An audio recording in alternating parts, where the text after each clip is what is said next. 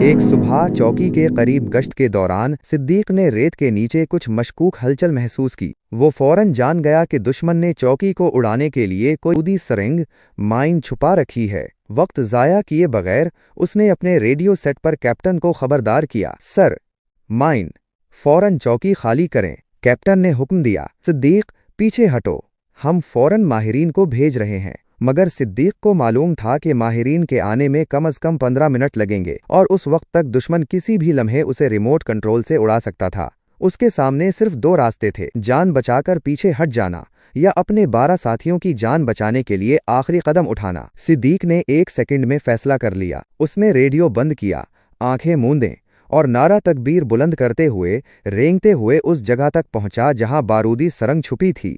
اس نے حیرت انگیز دلیری کا مظاہرہ کرتے ہوئے دستی ہتھیار کی مدد سے سرنگ کو آہستہ سے ریت سے نکالا، لیکن جیسے ہی اس نے سرنگ نکالی اس کا ٹائمر چل پڑا۔ صرف 30 سیکنڈ، بھاگنے کا وقت نہیں تھا۔ چوکی صرف 50 فٹ کے فاصلے پر تھی۔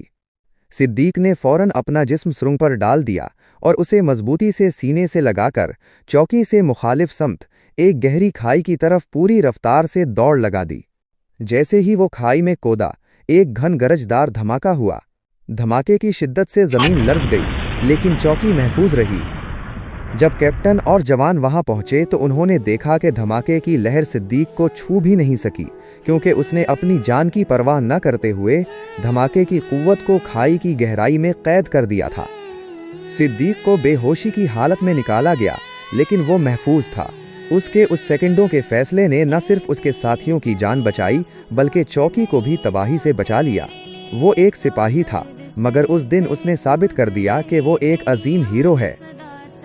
Subscribe my YouTube channel. Thanks friend.